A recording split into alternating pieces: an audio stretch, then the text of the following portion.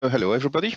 Good morning, good afternoon, or good evening, wherever you are today for this special sessions and the third of our webinar series on 5 for education. So my name is Romeo Matzas. I'm Senior Policy Advisor at Plan International Belgium, and I'm also the coordinator of the Advocacy Working Group of Educate Platform.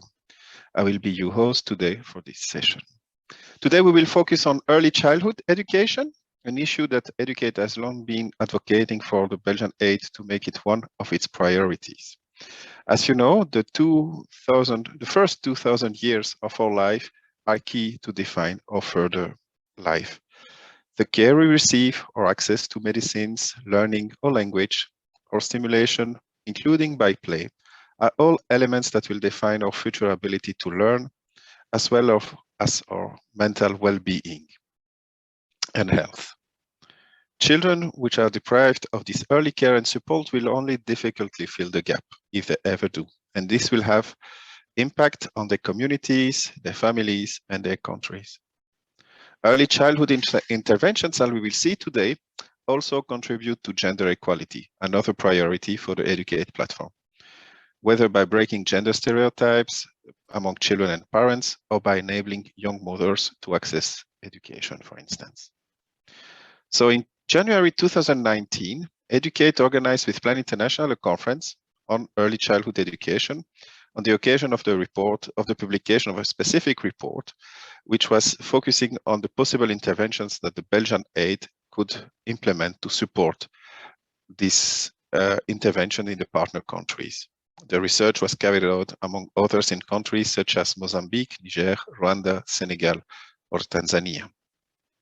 During the conference, interestingly, we had speakers representing national early childhood agencies of different countries, including Senegal, Caisse des Tout-Petits, but also in Belgium with ONA and Kinderhuizen participating in this event to exchange on their respective experience.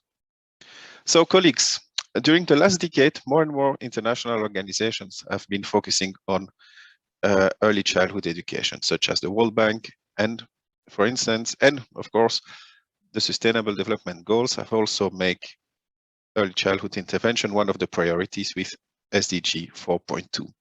Today, we have the pleasure and the honor to have two guests who are working on these fields at the global level and who are really the experts of their respective organization. The first speaker is Divya Latta from UNICEF. Good morning, Divya. And thank you for being with us so early in the morning in New York. Good morning. Hello. Divya Latta leads the Global Early Childhood Education Program at UNICEF.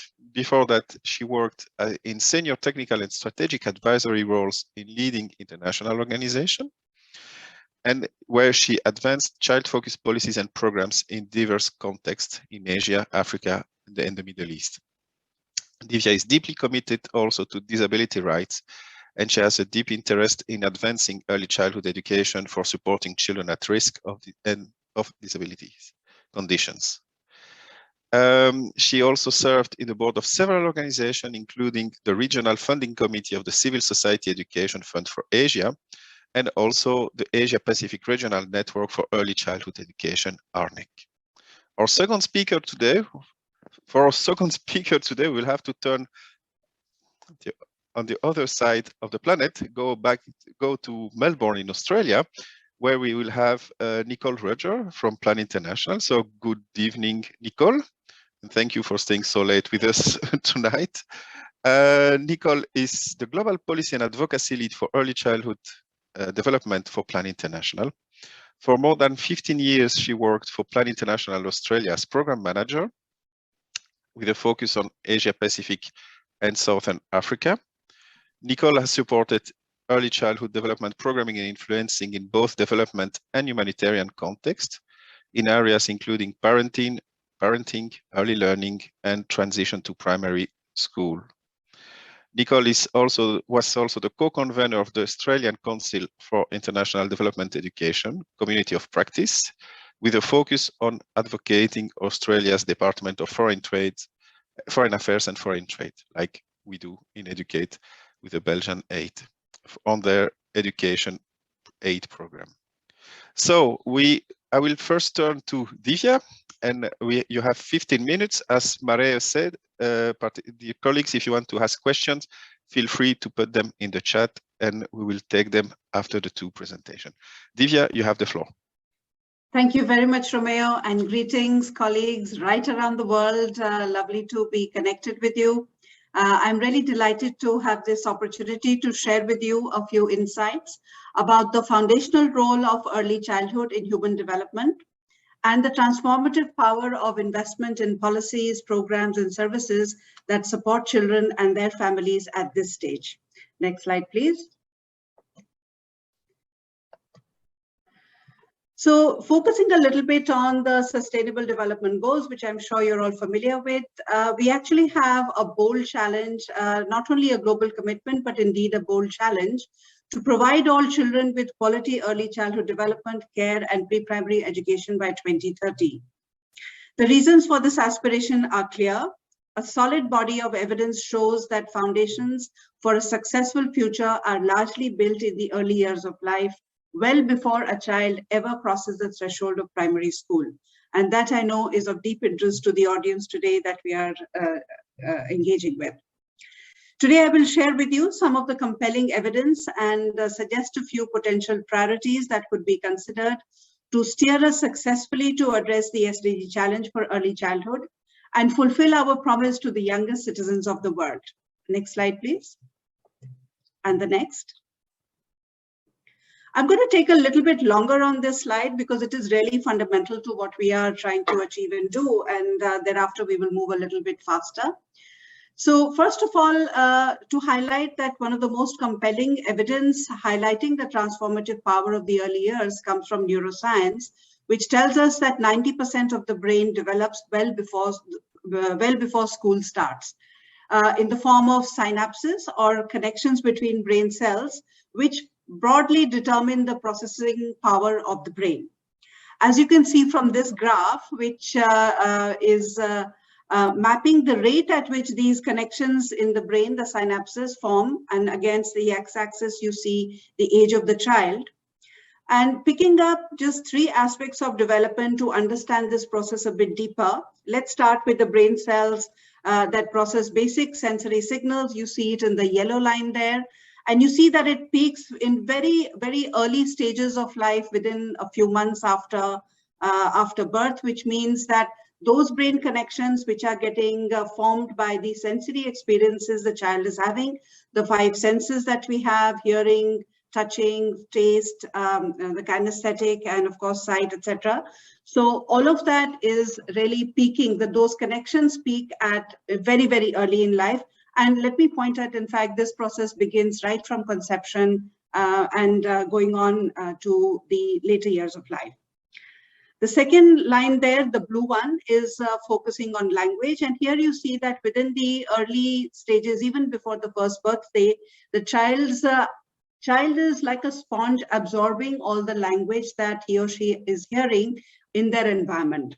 So here you see that around the 7th, 8th, 9th month of the child, those connections which really are related with the language centers of the brain, they peak, they are forming at the most rapid rate. And then although you see a decline, it doesn't mean that the connections are going away. It means that the rate at which that those language cells of the brain will connect, the rate becomes slower. So this capacity has been built very early in life to not only process sensory information, but also to absorb language and then use it as we go forward. One of the most interesting lines here is the pink one, the one that talks about higher cognitive functions. So building on these abilities, the higher cognitive functions is really the thinking functions, which is also established in the same way. So let me illustrate that a little bit for you. When a young girl of 3 or 4 is sorting blocks by color, ordering from smallest to biggest, recognizing patterns, learning new words or vocabulary in a preschool, and also is going through different mental states, psychosocial experiences as she's playing in the preschool, and probably also at home, she's using her brain's sensory capacity to see and sort. She's probably using her early language capacity to ask her friend playing with her in the sandpit to pass her the green one, and she might say, no, no, no, not the red one, give me the green one. She's here demonstrating not only the ability to assert herself, but also skills of negotiation. She might offer the yellow brick to her friend to replace the green one she has just taken away from her. As she sorts and orders the blocks to build her tower, she's also actively laying the foundations of the brain's ability to think and perform mental functions that will enable her to master algebraic equations in grade 6. Perhaps go on to experience the excitement of integral calculus in high school and further realize her aspirations to be the aeronautical engineer who built the spaceship number 43 that takes a Mr. Albany every month to see his wife who works at the water manufacturing plant in Mars. Just take a moment to visualize that scenario. The foundations that we are building at very, very early stages in life are actually not only enabling an individual to actualize herself, but indeed is at the very base and foundations of the aspirations we have as a society, as a community, and indeed as global humanity altogether. The main point here is that each of the early learning experiences contribute towards establishing connections between brain cells. With repeated use, information flows across this growing network of brain cells is not only faster, but also more elaborate, and it constitutes the processing power of the brain. When disparities occur, early interventions have better outcomes for the same reasons. Left unaddressed, they will have a lasting impact. To give an example again, children living in poor settings that hear 30 million in poor settings, which means low language interaction, less richness of the language that they're hearing, they have on an average 30 million fewer words by age 4 already than those who may be in more language rich and well-resourced environments. It's a difference that compounds into a major disadvantage if it is not addressed early enough.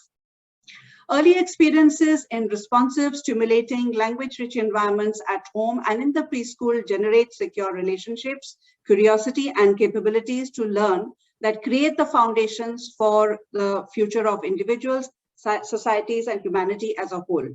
Children who fall behind in these early years often never catch up with their peers, perpetuating a cycle of underachievement and high dropout rates that continue to harm vulnerable people. And I think the imperatives for us are very clear there. Next slide, please. As promised, we will go a little bit faster now. So looking at further evidence from comparison of children who, let's say, have had early learning support as opposed to who do not, actually confirm these claims that we saw from the neuroscience slide that I just shared. Attending an early childhood education program is one of the strongest predictors for supporting a child's school readiness, which means the readiness with which a child comes so that he or she can benefit from participation in primary education. And this is regardless of the household or national income level. If we fail children at the very start of their educational journey, how can we expect them to succeed? And how can we as a world community achieve our SDG goals? Next slide, please. Taking another example from a recent pilot study in Uganda, we found that children who did not attend primary schooling were more likely, more than twice as likely to repeat grade 1 at the primary school level. And the protective effect of pre-primary education on repetition was the same for boys and girls. So quite clearly, it is increasing access to pre-primary education, helps in the over-enrollment and enhances system efficiency by decreasing the dropout and repetition rates in primary school. Next slide, please.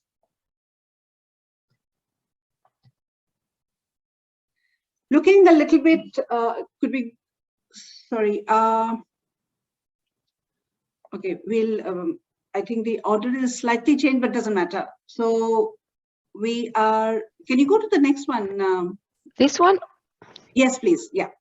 Okay, sorry. My apologies for that. Looking at the learning levels as well, and we know that in the world we recognize a learning crisis. So this is data based on the regional assessment data from the Program for Analysis of Education System, PASEC, across 9 countries from Western Central Africa. And from this data, we see that children with any pre-primary experience were on average twice as likely to attain minimal competencies in grade 2 in literacy. and 1.5 times more likely to have attained minimum literacy competencies in grade 6 compared to their peers who did not have pre-primary education. So everything from preventing repetition, preventing dropout, also enabling children to actually learn the skills that we want them to. The foundation that is provided by early learning pre-primary education is invaluable. Attendance in pre-primary education helps children persist in their schooling and reduces the cost needed to address poor results. Next one.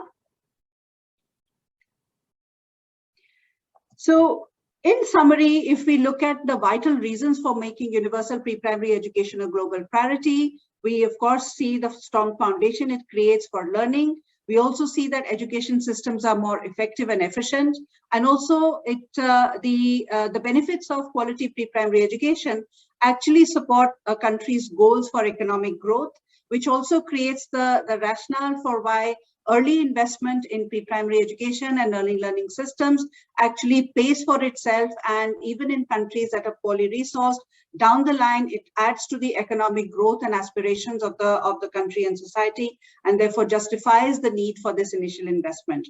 Quality early childhood education helps children grow into productive adults by providing a foundation for the skills that the modern job market demands, such as critical thinking, collaboration, communication, creativity, etc. So indeed, the case for investing in pre-primary education, early learning systems is very strong. And going forward, let's take a brief look at what the current situation is. Next slide, please. And then you could skip to the next one directly. And then, yeah. So looking at the situation that there are, of course, very significant access gaps. This is based on pre-COVID data. About 175 million children around the globe did not have access to pre-primary education. During the COVID pandemic, 180 million children, roughly those who, the other half who did have access, actually also had their pre-primary schooling disrupted because of the closures. And when we counted around mid-year 2021, in 66 countries had not fully reopened preschools back to in-person learning, which is so important and so significant for young children. So that continued to remain a challenge. We also note that 2 out of 3 children living in countries affected by emergencies, about 85 million children globally, this is again pre-COVID data, are not enrolled in pre-primary education, highlighting the disparities in access that we see. We did a little calculation of what these COVID closures meant for pre-primary education, and a whopping 1.6 trillion in lost future earnings came up as a figure, which really reinforced our motivation to address the challenge and move very fast towards addressing how we can really make sure that children have access to high quality pre-primary education. Next one. We also note quality gaps. As you see, in terms of training available to teachers, typically only half the teachers have some kind of pre-primary education training to be able to do that job well. In comparison, 74% of primary teachers do have that training. There are also gaps in the percentage of children who have access to just basic learning materials, including books at home. There are gaps also in the way standards are defined so that country systems can actually progress in terms of improving the quality and improving the provision. So that remains a big gap as well. Next one. We also find that if you look at the allocation of resources in domestic financing, pre-primary education, which is the blue lines you see in these bars right at the bottom across the different countries of with different income levels, it is the lowest. And it is in fact quite interesting that fewer than 1% of children in the poorest half of the population will ever reach higher education in many sub-Saharan African countries. Yet all of these countries continue to spend far more on higher education than on pre-primary education. So that's an issue we need to address as far as domestic financing is concerned. But we also find that when you look at international aid, Less than 1% of international aid is actually invested in pre-primary education. In the past 1.5 decades or so, the investment in early childhood overall has grown, but 95% of that has gone to the health sector, which is very welcome, focusing on the nutrition, immunization, and other health needs of young children. However, as a result, the share of pre-primary education has in fact gone down from 3% to 2%, or in some cases 1%, and therefore really needs urgent attention. Next slide, please. And the next. So that was just a very quick snapshot of the evidence that is guiding us, the compelling case for early support, and looking at also some of the key gaps in systems. So of course, our first recommendation is that as public pre-primary systems are considered, we should be open to a number of potential ways that we can really play around with the system. It is really important to look at equity in this issue. Equitable access means that we are catering to the needs and circumstances of all families and children. More than one programming approach might be therefore needed, as you see reflected in this slide. Luckily, the early childhood education landscape in most countries is diverse, with multiple program models often implemented by various service providers. The complexity of the provision also presents a tremendous opportunity to leverage diverse programs and models, and to arrive at an expansion strategy that could make pre-primary education universal. Complementing public pre-primary models with other additional program approaches will really make the universal SDG target achievable.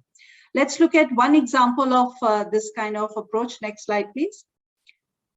So here you see— you have 2 minutes.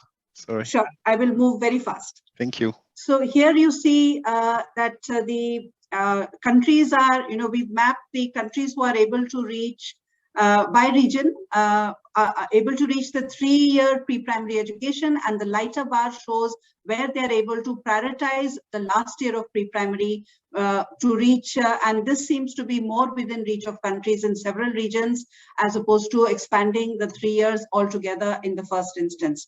Next slide. And if you look at the example of Ethiopia, actually the benefits of that is very clear. Ethiopia had one of the lowest pre-primary education enrollment levels in the world, but was able to increase from less than 2% in 2000 to over 45% in 2017. So by expanding this 1 year of pre-primary education, which is also our SDG indicator 4.2.2, we are able to, in fact, have more equitable expansion. And then as more resources become available, this can be expanded to the lower years of pre-primary. Very quickly, a recommendation number 2. Next slide, please. That's looking at increasing financing for pre-primary education. And based on the analysis I presented, the recommendation is to allocate at least 10% of educations to this subsector, whether these are domestic education ministry budgets or these are budgets of aid organizations. That would be the aspiration we would recommend. Next slide, please. The third one is addressing the quality issue. And here we see that building durable systems that can deliver quality need to work in a systems approach. And to do that very quickly, next slide, please. I want to highlight for you an online tool that is available. This is the ECE Accelerator tool that was launched in February this year. It is an interactive, user-friendly online platform and actually enables countries who are trying to embed pre-primary education securely within the education sector planning and then implementation processes to actually do that. This is works through the key elements of that system, and as you see, there are about 5 different components to it. I don't think we will have time to look at the online link, but so let me very quickly describe to you the 5 and then I will close. So the first section is around political will for ECE and understanding the ECE as a subsector. The second one looks at some of the data and policy mapping, as well as the analysis that needs to inform situation analysis for pre-primary education to then be able to establish national goals and priorities. Section 3 looks at establishing ECE subsector vision, informing the planning of how these priorities will be actually made into reality. Section 4 looks at developing and appraising subsector plans following the ESP planning and review cycles. And then section 6 looks at the reporting of ECE progress, engaging in that review process, and also engaging all stakeholders, including development partners, under the stewardship of ministries to really take the ECE agenda forward in the next strategic plan of the country. So this, we have found already there is a lot of demand, how this supports the analysis, planning, accountability, governance system for pre-primary education. And I'll be happy to speak more to it if there are questions. And just going to the final slide of this presentation is really to reinforce our belief that pre-primary education must move from the margins of the education sector plans to their center. There are bold policy choices to be made to accelerate the trend lines, and with strong political, technical, and financial support, solutions are within reach. We can make the promise to our younger citizens a reality. Thank you very much. I'm sorry for the rush at the last minute, but I hope we can make up in the question and answer. Back to you. Thank you, Divya. Thank you for this very comprehensive view and overview about the situation and the challenges and the recommendations. And also thank you for sharing this tool. I'm sure it will be very useful also for the colleagues. I'm now turning to Nicole in Melbourne, who will address more the link between ECE interventions and gender. Don't forget, dear colleagues, if you have questions, to put them in the chat so we can take them after the second presentation. Nicole, the floor is yours. Thank you. Hello, everyone. Greetings from Melbourne. So thank you, Romeo, for that introduction. And thank you, Divya, for your presentation, which explains so clearly why the early childhood period is so important, and also why pre-primary education is such an important investment for education systems and donors, and of course for young children around the world. Next slide, please. So in the time that I have, I want to focus on why it's so important to include a gender perspective in early childhood programming and influencing, and also what that looks like in practice. So I'll not go into detail on all the points on this slides. They'll be available afterwards. But I'd like to start by briefly outlining the links between gender equality and early childhood development, and how we can address these through gender transformative programming. So as we heard from Divya, the early years are the most important years of a child's life in terms of their development, and set the foundations for health, development, well-being, healthy relationships, and productivity into adulthood. This is also the period when children learn the gendered norms, attitudes, and expectations of their community and society, which I'll also talk about in the next slide. In the countries and communities where gender discrimination and son preference is significant, girls often receive lower quality care and attention right from birth, and grow up at a disadvantage, with lifelong implications that affect the next generation. Also, we know that in many contexts, gender inequality and discrimination underpin women's low status, their poor physical and mental health, and their limited opportunities to make choices for themselves and their children. When we design and implement gender transformative early childhood development and early childhood education programs, we can address gender norms and gender socialisation processes. We can support more gender equal attitudes and practices in the home and family when it comes to childcare and domestic work. We can free up women to work and keep girls, including adolescent mothers, in school. And I'll talk a little bit more about all of this shortly. Next slide, please. I'd just like to flag that academic research has shown that the understanding of gender starts very early in young children. So almost all children begin expressing their gender identity around the age of 2 to 3. They do this in the way they talk about themselves and through the clothes they choose. I'm sure you've all had these experiences. For example, toddlers might often say, "I'm a boy" or "I'm a girl."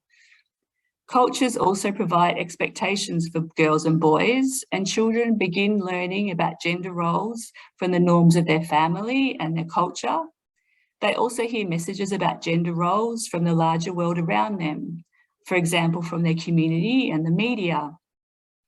And through their interaction in their play, children also begin to define themselves and others by gender.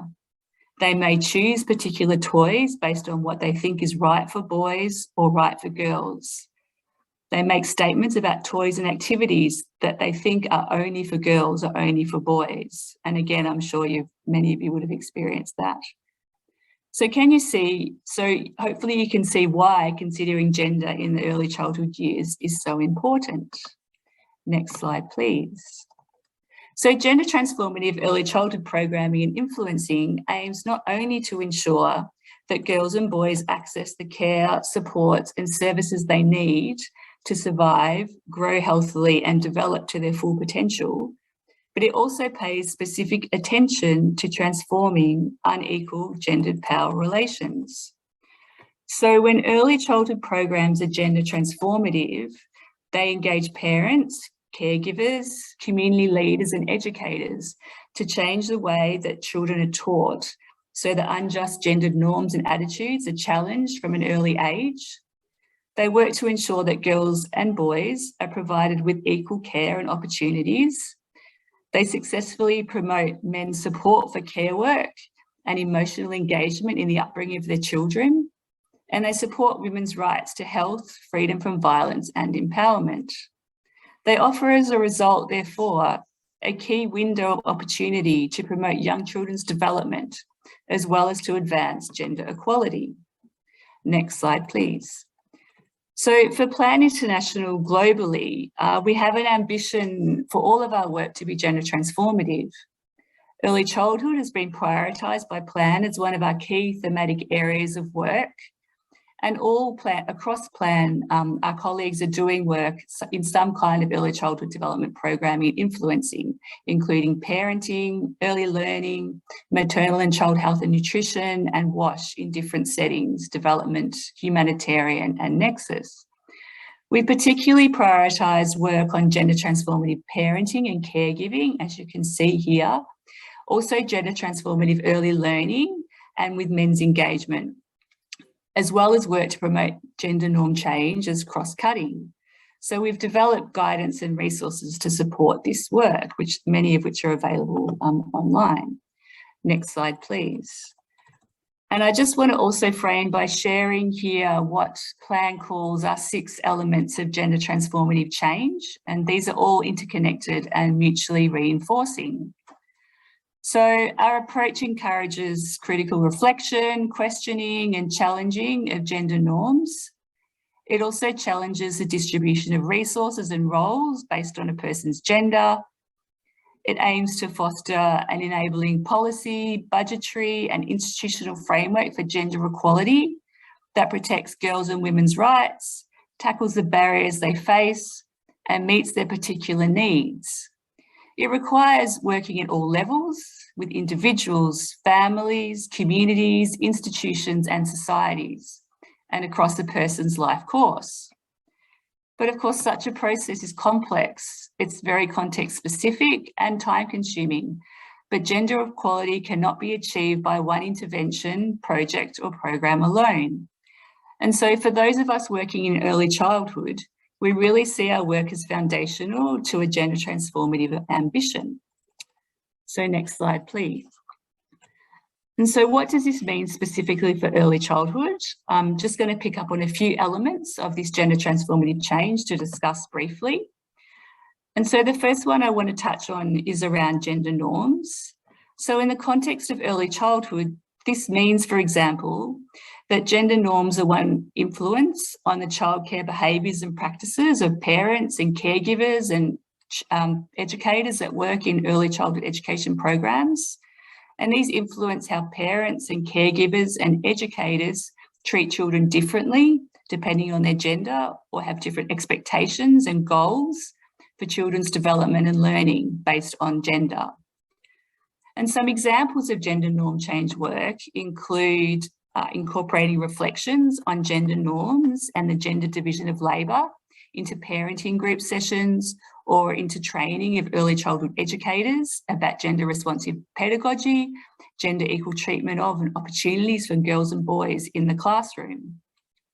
And we can also work with community, cultural and religious leaders with a focus on dialogue and reflection, more so than training or education, to help them reflect on their own attitudes around gender equality and their own experiences of masculinity. something that's also very important for men's engagement work, which I'll talk about next. So next slide. In terms of working with men, this should be a fundamental part of work in early childhood to help ensure that men are actively involved with and supporting their female partners and their children, engaging in more gender equitable practices in the home and supporting children's play and learning. However, again, the work of men's engagement is not easy. There are barriers and challenges for men's engagement, particularly as they relate to gender norms, roles and stereotypes that actually mitigate against men playing caregiving roles or education roles and being more involved fathers, partners and teachers.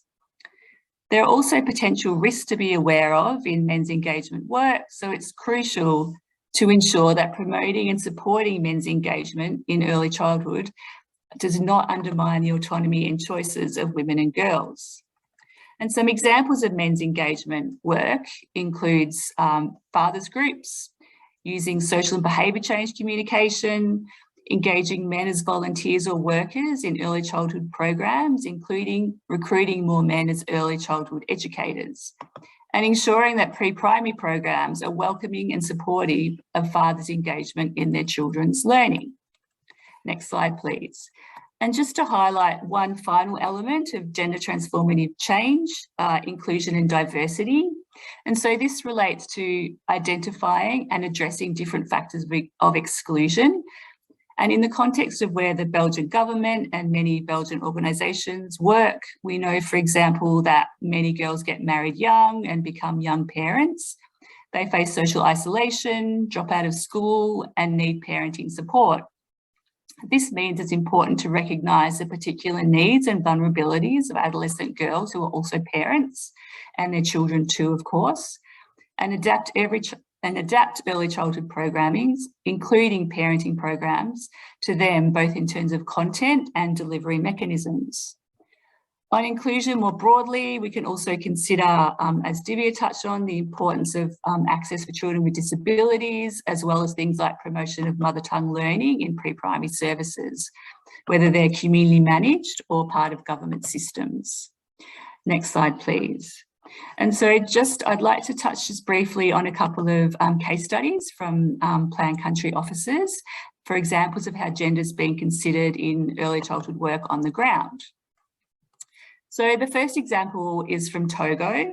So the ECD program in the country there recognised poor development outcomes for many children, lack of access to early learning, and also the way that social and gender norms influence parenting practices and access to and engagement with services and supports. And in looking at the ecosystem around children, the project targets included parents, adolescents and youth, preschool teachers, community and religious leaders. Next slide, please. So through their program interventions, they specifically targeted male parents and caregivers and the important role that they have in childcare and development. They also addressed gender norms around the division of childcare and domestic labour. And through learning through play group sessions for parents, they promoted gender equity, including in the production and use of toys. This work was also supported, importantly, by the community and by community leaders, and saw an increase in men's engagement overall. And building on this work, a new program is starting right now in Togo, which will include identifying and training what they're calling Papa Champions. So this is where role model fathers help champion the involvement of male caregivers in childcare, early learning and wellbeing, including maternal health and women's empowerment.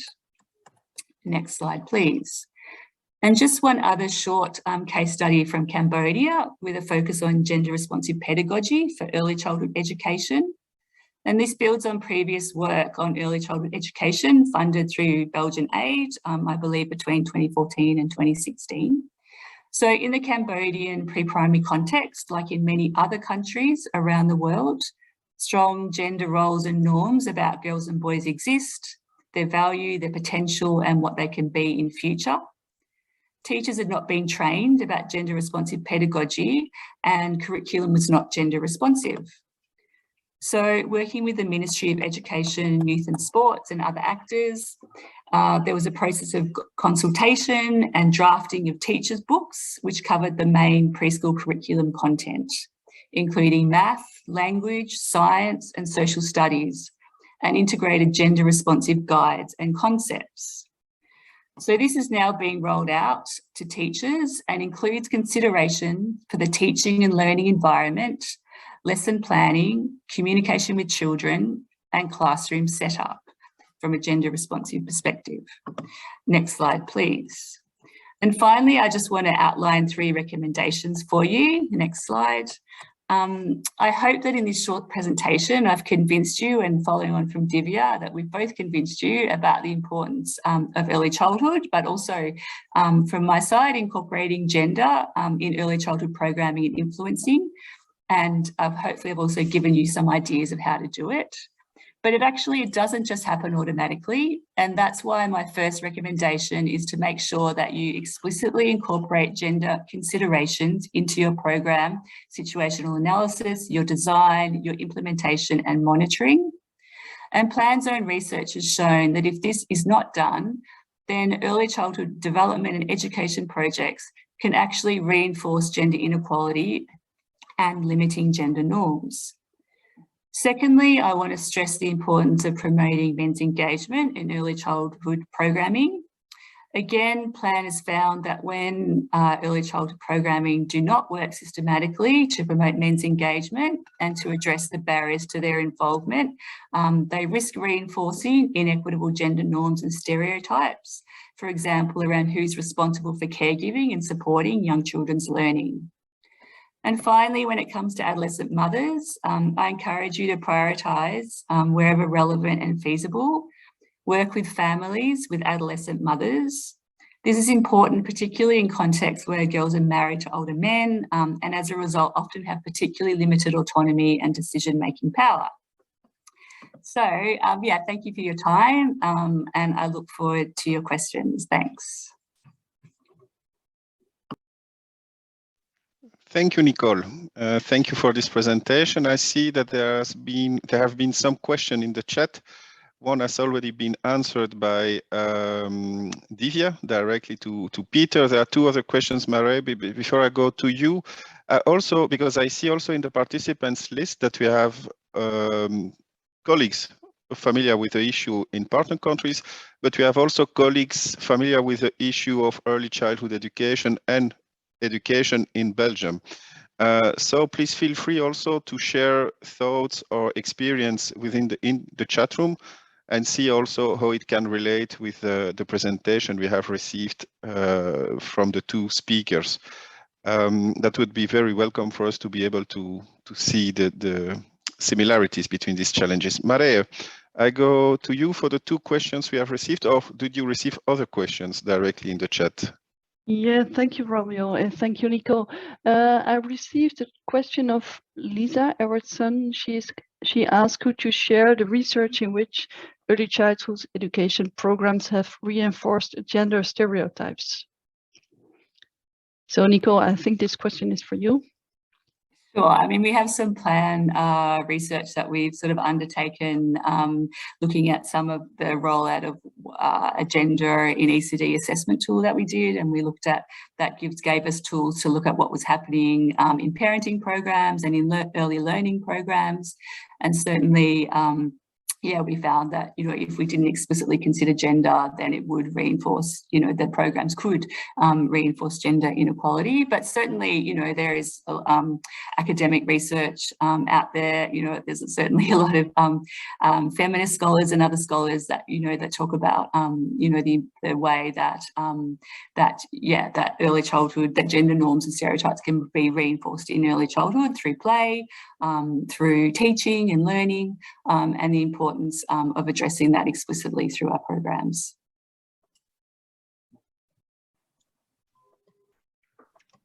Thank you, Nicole. Divya, you wanted to say something? Yes, if I may add to that, thank you very quickly. So just wanted to highlight that we've actually this year undertaken a review of literature in this regard, and also looking at some of the promising practices countries are using to address gender stereotyping. and in fact build a more gender transformative program. Nicole kindly has been one of the external peer reviewers of that piece. So do watch out. We'll be coming out with a public facing of that, the results of that initiative quite soon, early next year. And happy to engage bilaterally to share some of the specific researches we've reviewed in that. There is also another paper done by Yale University in a similar way to review some of the literature around this issue. And again, happy to connect you with colleagues if there is interest in that kind of very academic kind of approach. Thank you. That was it. Maria, no other questions? Yes, I have still one backup question I can ask to both of you, Nicole and Divya. What role can organizations like UNICEF and PLAN play in supporting governments and other actors to implement ECD programs, including gender transformative or gender responsive programs? Maybe you could, go ahead. I'm happy to go first, and if at all possible, Maria, if we can just show the accelerator toolkit at this point, because that really makes the point. But I'll start speaking and then see if we can show that. But otherwise, so mainly, one of the main issues in really making sure that pre-primary education gets the kind of support, the policy support, the budgeting support, accountability and governance systems that will really deliver the results we expect from it, is to make sure that it is at the center of education sector planning. In that regard, UNICEF has actually taken this as a key strategic priority. We work with countries where ESPs are being done, typically about a year before this process starts. And here you see the ECE Accelerator Toolkit, which is an online toolkit. UNICEF is only hosting this toolkit. We've pulled it together with the help of a number of our colleagues and partners. If you could just go straight to the topic, because I don't think we'll have time to view the whole thing. If you focus on this top line, so you see there is a section which talks about the toolkit, will give you the details. There is a section on how to use it. And the third tab on toolkit are those specific sections that I mentioned. There are then further update media and multimedia resources available. There is a search button which also enables you to, you don't have to go through the whole toolkit top to bottom. You can actually look at your areas of interest. And so here, if you just keep scrolling down slowly, you will see that there are those key elements of really doing a substantive situation analysis of ECE in a country context. It not only provides the data and resources that can be brought to bear to this kind of discussion, but actually is a very useful tool to build system capacity just by engaging in this process, and also looking at how the engagement of stakeholders can happen then on a plan and program that is led by the ministry. I want to stop there, but do take a look at exploring this toolkit, and through the Contact Us tab, let us know what you think about it. We will be very happy to showcase additional resources and experiences that you have in this regard. Over. Thank you. Thanks. And just to add from my side, obviously that systems level work, the education sector planning work that Divya has talked about is absolutely fundamental. But, from my side, what I see a lot is that kind of gap between policy and practice. So that operationalization of that commitment to early childhood education or pre-primary that governments have through the education sector planning. Sometimes that doesn't trickle down to subnational level. It doesn't reach, vulnerable children in remote locations, or children from ethnic minority groups, or children with disabilities, etc. And so, organisations like PLAN and civil society can actually help to to operationalise those kind of high-level policies, show models of good practice, drive innovation, and also, work at those kind of subnational levels, and really work actually with classrooms and teachers at the grassroots level. And so for me, that's something that that's important, and that civil society and NGOs like PLAN, or INGOs like PLAN, can really do to kind of make sure that all that good kind of policy and systems level work actually trickles down and actually benefits children and teachers and families. Okay, thank you, Nicole. If we don't have any other question, reaction in the chat, it's just time for me to thank you both for having been with us today, and thank you for the participants also for having joined us. We've seen today through your presentation the relevance and the key relevance, I would say, of early childhood education within education's interventions. We have shared also with us good practices and policy guidelines also for us to embed our interventions. The importance of early childhood education for school readiness, for gender, and above all for the well-being of and for the life of the children. Thank you for that. We are moving ahead in our series of five webinars. We know it was the third one. There is a last remark in the chat before I close. Okay, colleagues could be able to read it.